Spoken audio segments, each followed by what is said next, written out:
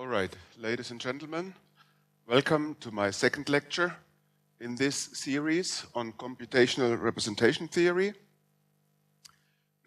Today, I will tell you about Brauer characters, the Brauer character table, the modular atlas project, which is a collection of Brauer character tables and programs to compute them, and MOC, which is one of these program systems. MOC stands for modular characters, and this is one of the methods to compute our character tables.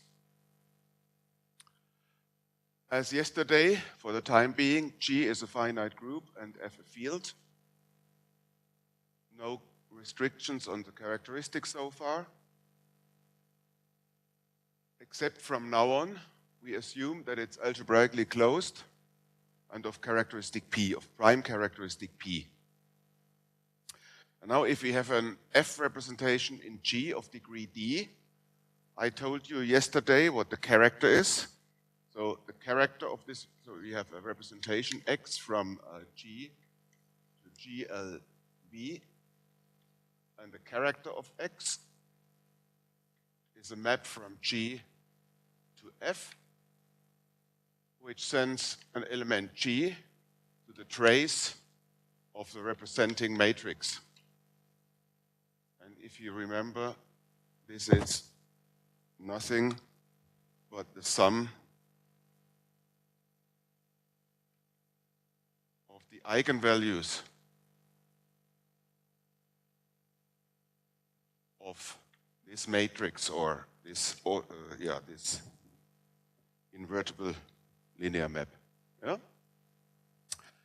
Now, if you are in characteristic 0, you see, if you are in characteristic 0, or in any characteristic, the trivial element is sent to the identity matrix.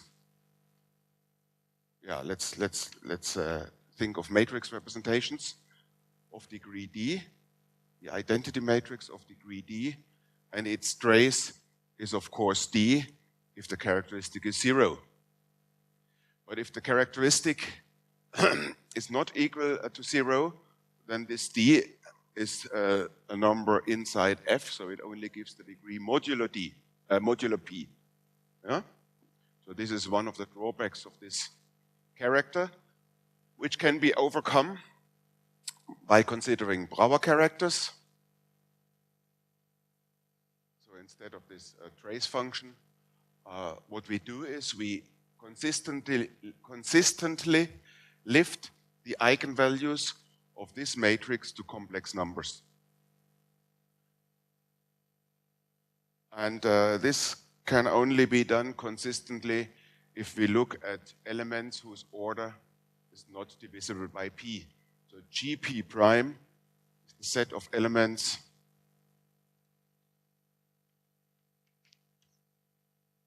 G in G such that P does not divide the order of G.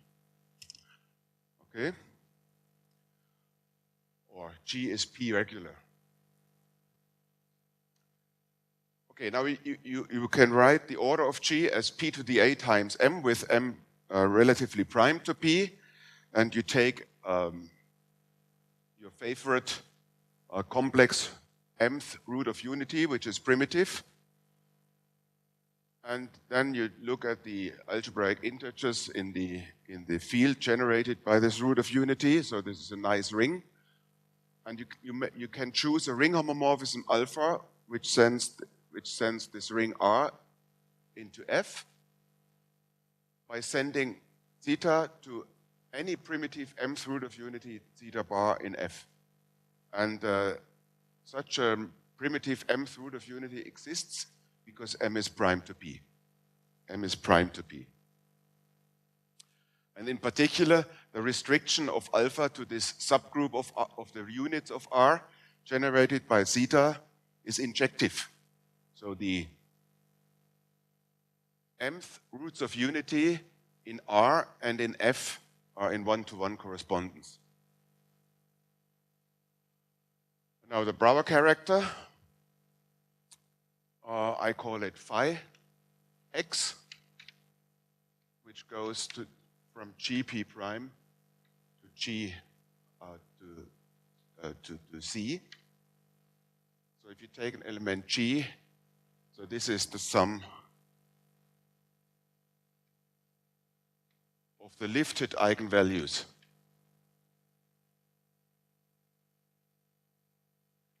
of x of G. You see, x of G is an element whose order is divisible by m. And therefore, the eigenvalues are mth roots of unity in F. And therefore, they are of this form, theta bar to some power. And then if you take all of them, all of the eigenvalues, then the Brauer character is just the sum of these eigenvalues, but now viewed as eigenvalues in the complex numbers. I mean, it's a miracle that this works in some sense consistently, but it does. So this was Brauer's idea, to associate such a character to a representation over fields with positive characteristic, so-called modular representations. In particular, of course, if you reduce the Brauer character modulo alpha to obtain back an element in F, you obtain the original Frobenius character value. And this fact, of course, is still true. I told you yesterday that two irreducible representations have the same character in the original sense, if and only if they are equivalent,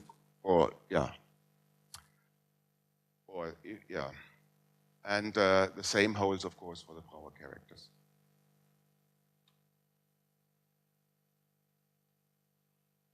So this now can be used to define the Brauer character table. We take a set of irreducible Brauer characters. So the set of all irreducible representations of G over F up to equivalence, and then take their Brauer characters. There are only finitely many. And one fact is that if P does not divide the order of G, then the Brauer characters are the same, or the set of Brauer characters is the same as the set of ordinary characters. So this lifting process does not produce anything new. Now we take representatives of the conjugacy classes of G contained in the set of P regular elements. And this is the same L as in here, same number. You get this number here is equal to this number by another result of Brauer. And so you can look at this square matrix. So this is called the Brauer character table or P modular character table of G. Of course, this depends, if you like, on this chosen ring homomorphism alpha. You see where you are, which is send these roots of unity to F. If you choose another alpha, you might get another Brauer character table. Okay? So one has to be careful. This is with respect to this. If I talk of the Brauer character table, I always mean with respect to one of these. But of course, in particular now, the eigenvalues of this matrix are all 1. If you lift them back as complex numbers, you get back the degree of the representation, for example. So this is an example of a Brauer character table, the 3 modular character table of M11, which was computed by Gordon James in his PhD thesis back in 1973. So this looks like a nice ordinary character table, except that you see in the conjugacy classes above, the conjugacy classes of elements whose order is divisible by 3 are missing. So in particular, you see from this that you have 2 irreducible representations of degree 5, 3 of degree 10, 1 of degree 24, and 1 of degree 45. Yeah? Okay, instead of looking at Brauer character tables or P modular character tables, one might as well look at decomposition numbers, which is a concept which I'm going to introduce now. If you look at these ordinary irreducible characters as introduced yesterday, so the characters of the complex irreducible representations of G. So these are functions which are defined on all of G. You may as well restrict them, so you can look at the restriction map. Let's call it het from the class functions defined on G to the class functions defined on GP prime by sending such a class function, call it whatever, kappa, to the restriction of kappa to GP prime. You may do this for the ordinary characters. And then it turns out that these are Brauer characters. And then there are non-negative integers dij, such that I can express this restriction as a non-negative integral linear combination of these Brauer characters. So this is there is a little theorem behind this, which I best explain to you, say for, in the case where the representation, you see, if this representation, if one of these ordinary irreducible representations is, say, afforded over the rational numbers, as it might happen occasionally, you see, then it's easy to see that you can find an equivalent representation or choose a basis in this Q vector space such that all matrix entries are integers. And then, as always in mathematics, you reduce them modulo p, and of course then you get a representation of G over the field of characteristic P, okay? Which may or may not be irreducible. And its composition factors are recorded by these dij. And this can be generalized. You can always realize your representation affording the irreducible character over a suitable ring such that you can reduce modulo P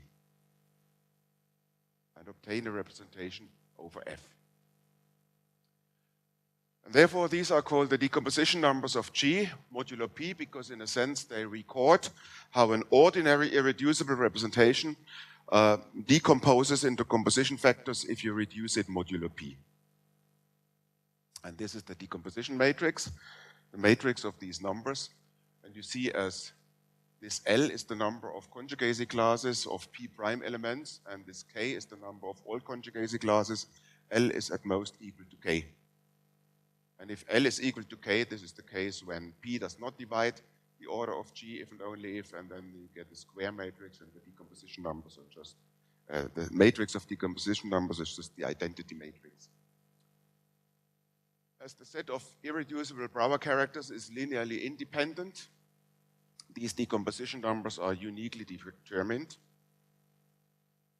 So you don't actually need to appeal to the fact that, from this fact it follows that this reduction modulo P process of an ordinary representation is really independent on the chosen ring where you realize your representation to reduce modulo P. You will always get the same set of composition factors.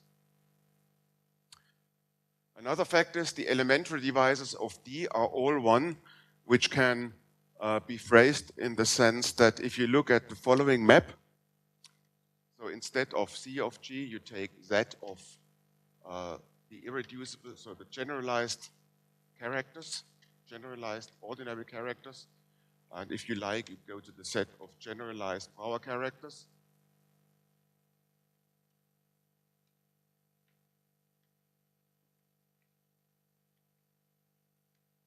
This map is surjective. This map is surjective. This is what it says. Because this, the set of decomposition, this decomposition matrix is just the matrix of this linear map with respect to this basis and this basis, respectively. And therefore, if you know if you know the ordinary irreducible characters, and this is somehow easier. In many cases, this is known.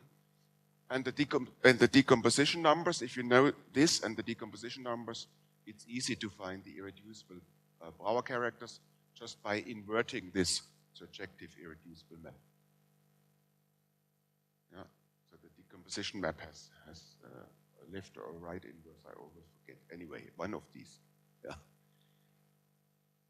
And on the other hand, of course, if you know the irreducible Brauer characters, you can just compute the decomposition numbers by looking at this map.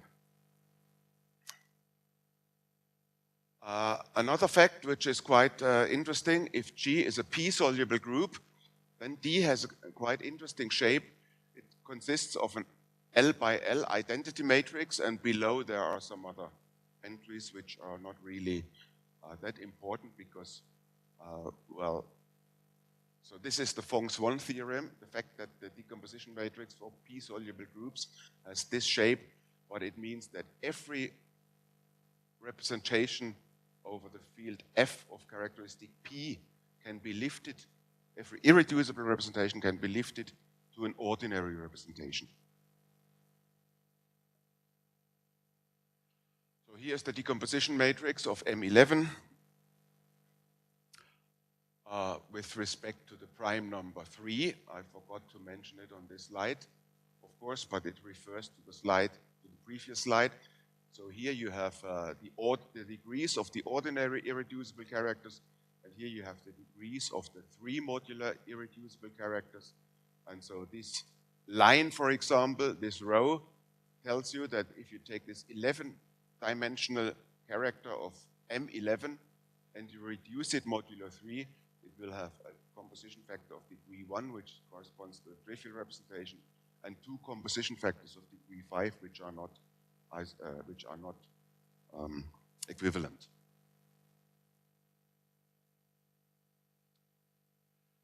So the overall goal is to describe all Brauer character tables of all finite simple groups and related finite groups for all primes. Okay? So this is the objective, because finite simple groups are very important. And in applications, people always come and ask, can you tell me something about the irreducible representations over a field with, say, 17 elements of this group? Yeah? But this is in contrast to the case of ordinary character tables, as I told you in my lecture today, where this task is more or less completed. This is wide open. So this is for the young people in the audience, something they can work on and get famous. Yeah? Become famous. For example, for the alternating groups, it is complete up to the alternating groups A17. This is quite discouraging, isn't it? I mean, this is a very, very, very fundamental mathematical problem. Describe the irreducible representations of the symmetric groups over fields of characteristic P. Nobody knows. There's not even, well, there are some ideas, but, well, maybe you will live up to the answer. I will not. For groups of Lie type, there are only partial results. For groups of small rank, for example. Yeah, and for the sporadic groups, there is a complete answer, or there was a complete answer in the year 1995, which was published in an atlas of Brauer characters by Janssen, Lux, Parker, and Wilson, which contained all the atlas groups up to the sporadic simple group McLaughlin, and this includes 10 of the sporadic groups. So this was the state in 1995. So what is the modular atlas project? Well, it's the program to compute the modular character tables for all the groups which are contained in the atlas. This is fair enough. Yeah, to have a modular atlas complete, not just up to McLaughlin. Yeah.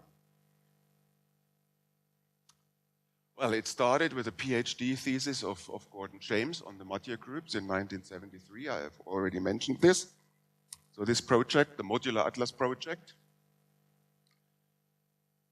and of course, these tables which are in this book,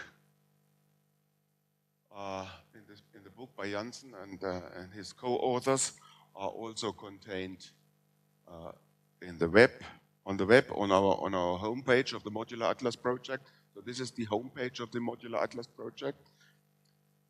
And of course, they are also available in GAP. I'm not sure about Magma, perhaps. So what are the methods to compute these modular character tables? Well, yesterday I told you about two very nice methods to compute ordinary character table. One was the Burnside-Dixon-Schneider algorithm. The other one was Bill Unger's lattice reduction method based on Brauer's induction theorem and the Lenstra-Lovács algorithm.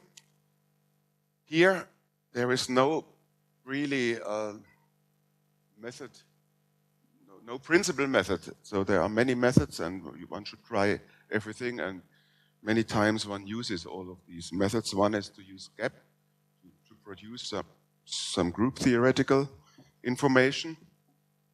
Then MOC, so for the modular character system, which I'm going to tell you about later.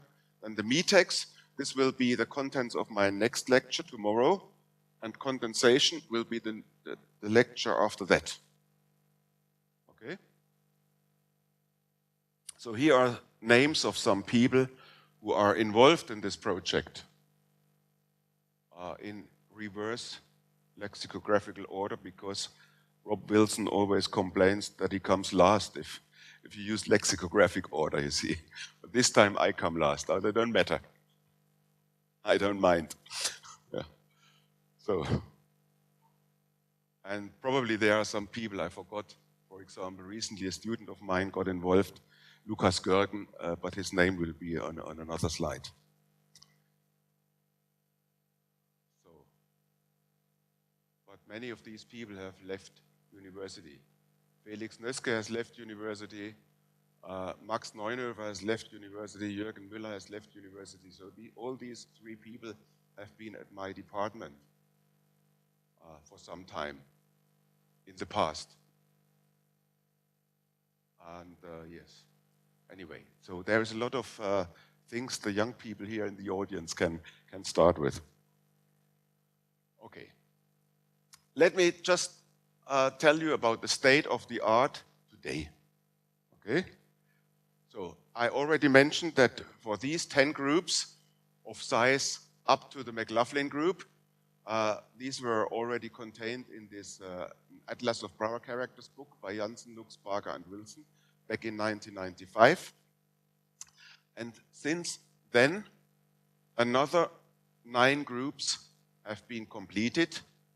The Held, the Rudwali, Suzuki, Onan, 2 Conway groups, 2 Fisher groups, and the Harder Norton group. So the Fisher 23 is by far the largest group for which a complete answer is known, and this has only been completed recently. There is not even a preprint available yet.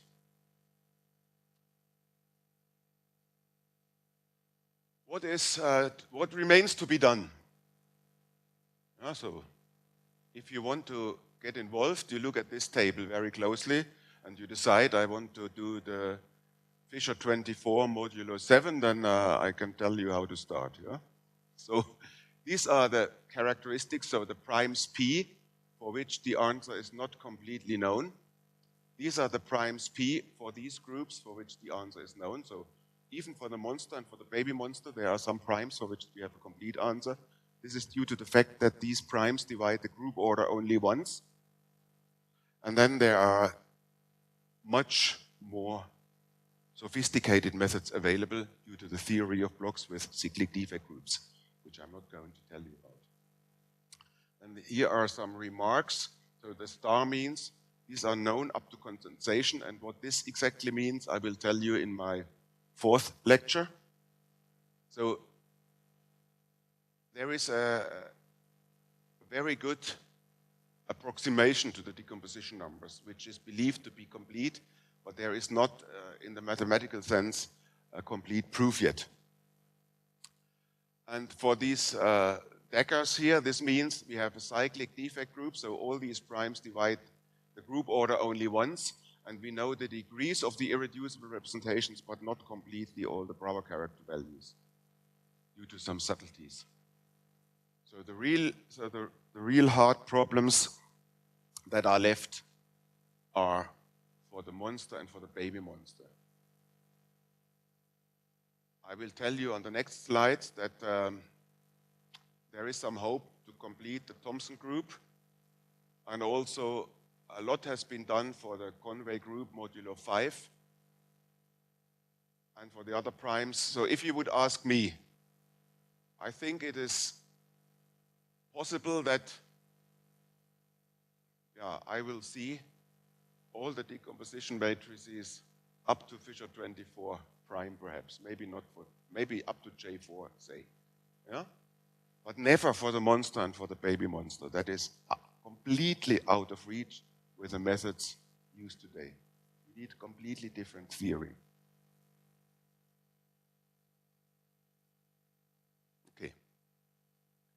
Yes, so in particular for the Thomson group, if you neglect the primes 13 and 31, for which there are some subtlety problems which are not really that important, they are the primes 2, 3, 5, and 7. Here are the number of the irreducible characters you are looking for, and here are the number of the characters we already know. Then there is a gap. For example, modulo 3, only 2 characters are missing, and modulo 2, only 13, and modulo 5, only 8. And it's somewhat worse, modulo 7. And we have partial character tables also, which means that those irreducible Brauer characters which are known are written on a character table for the Thomson modulo 3, 5, and 7, and for Conway 1, modulo 5, and these are also on this homepage of the modular atlas. So in particular, we also the information given there also contains bounds for the degrees of the missing irreducible. So if you really want to know if the Thomson group has an irreducible representation in characteristic 7, whose degree is larger than 10 to the 6, then you will know the answer. Yeah? Recently, so the solved problems are the 2 modular character table of Fisher 23. So in mathematics, 10 years ago is quite recent, isn't it? Not in physics, yeah. But in mathematics, 10 years ago is quite recent. And the methods developed there still work today. A 5 modular character table for the Harada-Norton group in 2008. The 2 and 3 modular character table for the Harada-Norton group in 2012. And now this is the most, this is the most recent one. 3 modular character table of Fisher 23. So this is Lukas Gergen is a student of mine, and Klaus Lux in Arizona helped him to complete it. So Lukas Gergen in his master thesis completed the Brauer character table up to 2 unknown irreducibles, and Klaus Lux now finished this. So these are the recently solved problems. Now come the problems which give some work in progress. So John Thackeray is working very hard on 2 modular character tables, in particular for these 4 sporadic groups. Also on 3 modular character tables for the Lyons group, and the 5 modular character table for the Thomson group.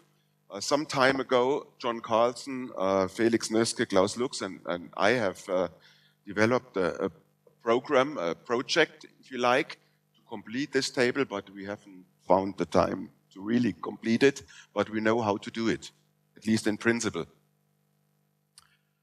And similarly, right now, I know that Klaus Lux and Alex Reba are working on the 5 modular character table of the Lions group. And so, okay, so all these, as I tell you, are achieved by a combination of many methods, gap and mock, and also metex and condensation. And today I want to tell you about mock because this is not really so well known. It's a collection of standalone programs written in C and in Fortran, which are linked via shell scripts. So it was a very modern way of programming at those days. I will tell you when it was. To compute with characters, just with characters, not with matrices, not with representations, just with characters. And Brauer characters and projective characters, and I will tell you what I mean by projective characters soon. And the purpose was, of course, to assist the computation of decomposition numbers. So it was written by Richard Parker, who had the principal ideas, and then later Klaus Lux, and I joined him. And then even later, Christoph Janssen, a student by Herbert Palings. So it was developed in 1984 up to 1987. So this is a long time ago. And I think it would be possible to get these programs still running. Much of this functionality has now been transported to GAP by Felix Nöske, but as Felix Nöske left the university, this collection of programs is also not in a very good shape because there is no documentation around and it has not been really thoroughly tested. So mock is not in a very good shape. Anyway, I will tell you about this because it has been very important in the computation of these character tables. So what are projective characters? So remember the decomposition matrix.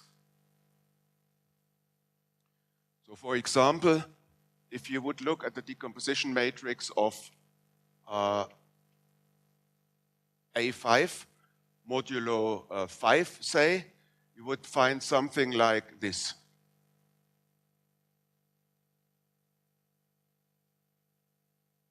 So where the dots, of course, represent zeros, okay?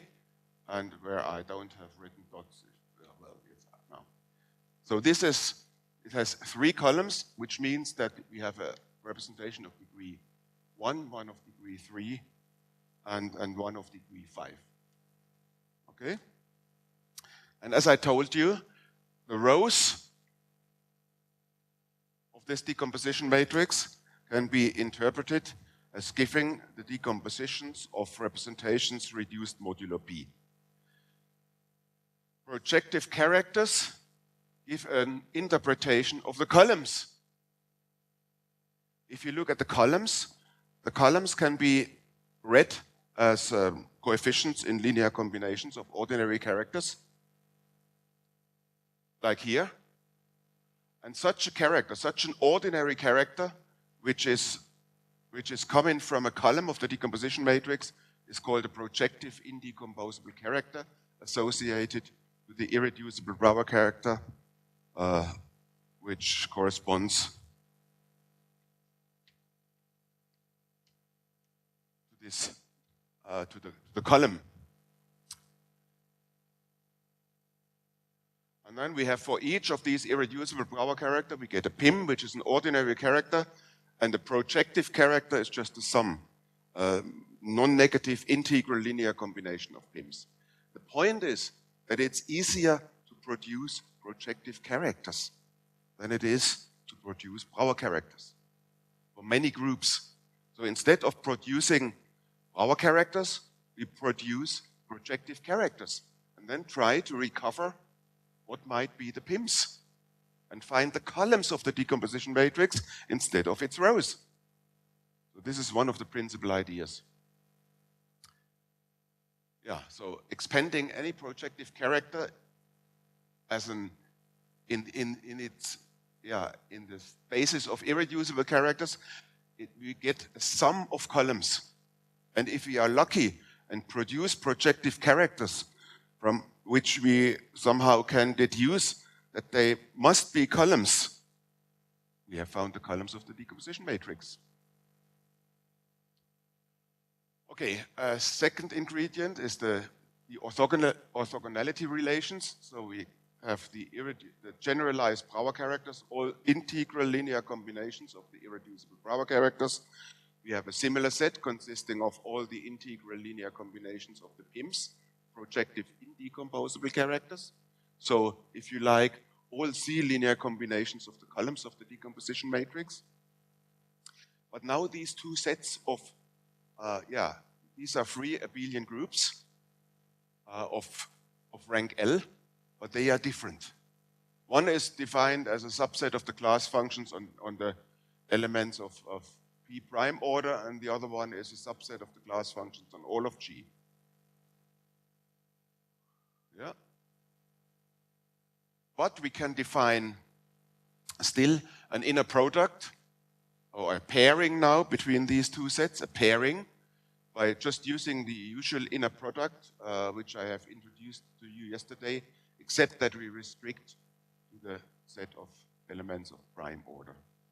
And then the orthogonality relations tell us that these two sets are, well, it's a perfect pairing. These two sets are orthogonal. You see, if P does not divide the order of G, then the decomposition matrix is the identity matrix, and then a PIM is the same as a Brauer character, and then you recover the orthogonality relations for the irreducible characters.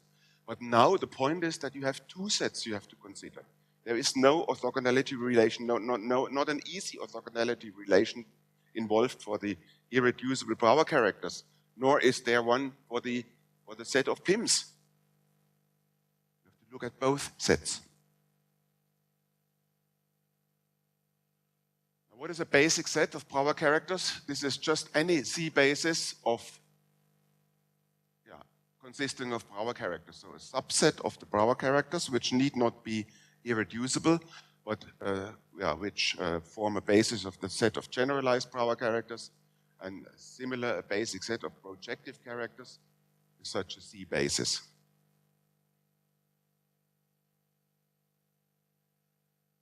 Now, can we, okay, so the strategy of computing decomposition matrices is that we approach the problem from two sides.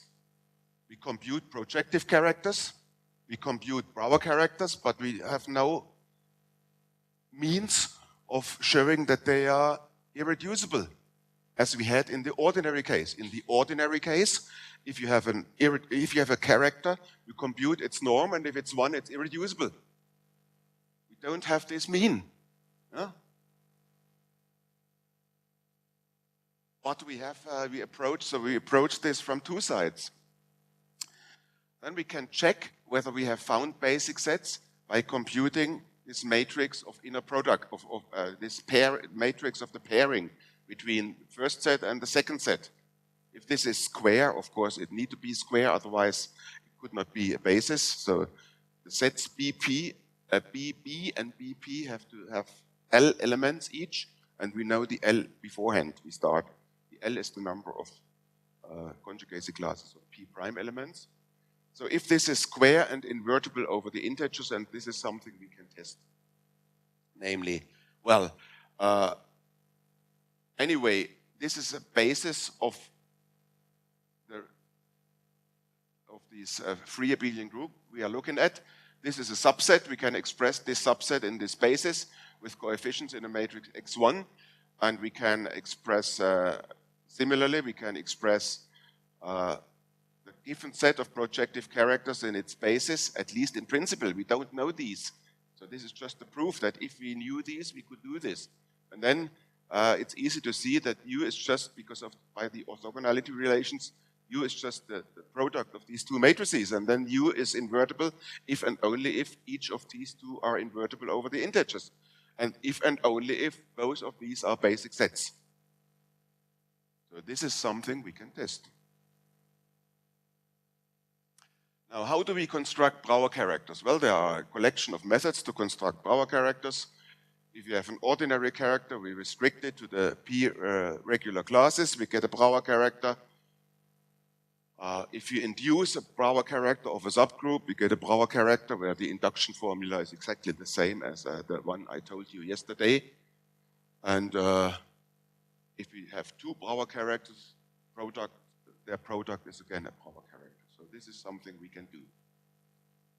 We can also restrict and so we get a huge collection of Brauer characters by computing all Brauer character tables of all subgroups and inducing and doing some metexing and getting some Brauer characters of some explicit representations, and then we compute all the products of these. We get a huge collection of Brauer characters, and similarly, we get a huge collection of projective characters, namely, for example, an ordinary character like this one here.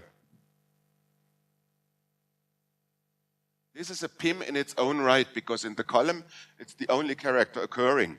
This is a PIM in its own right, if and only if P does not divide the order of G divided by the degree of this character. So P was 5 there, so the degree is 5 and the order of G is 5.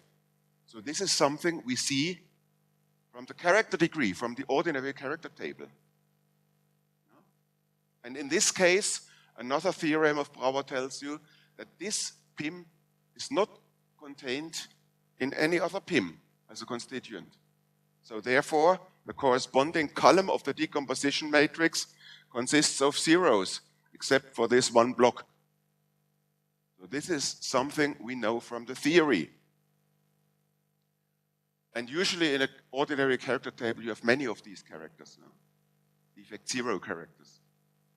In particular, if P does not divide the order of G, then every ordinary character is projective. If you induce a projective character, you get a projective. So look at this A5 example. You look at the subgroup A4, whose order is not divisible by 5. So every character of A4 is projective. And so every induced character of A4 is projective, is a projective.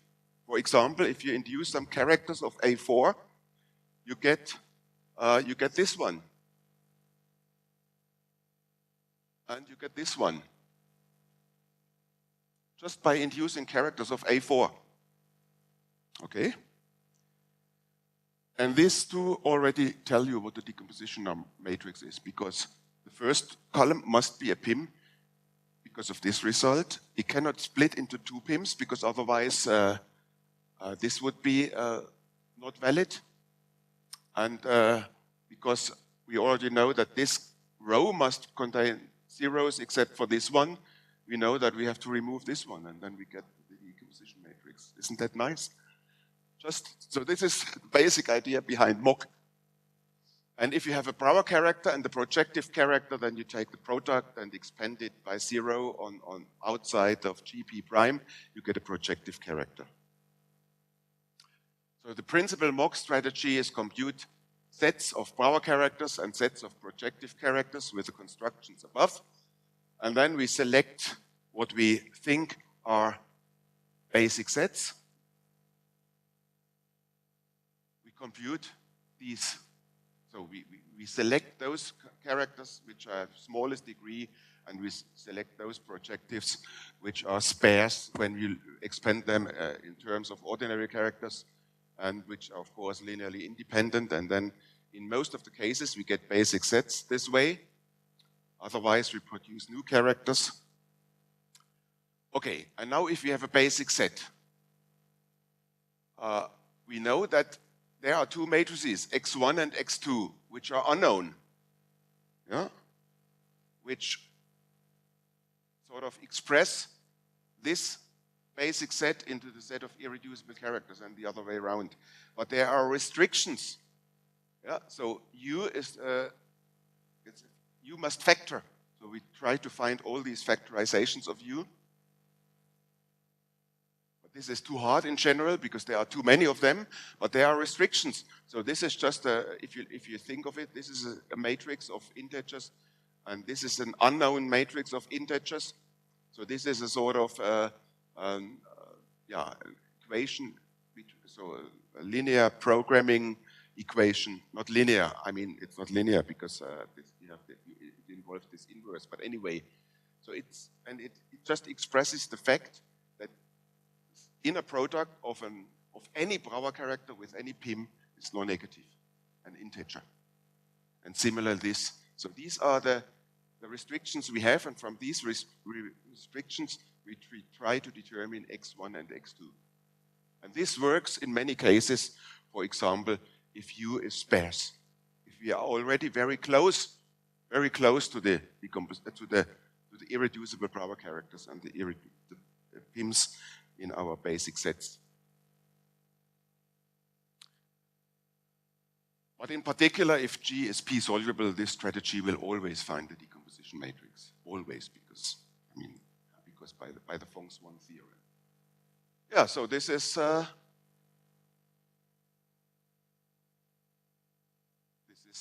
everything for today. Yeah, I hope you don't mind that I stop 4 minutes and 9 seconds early. Thank you very much.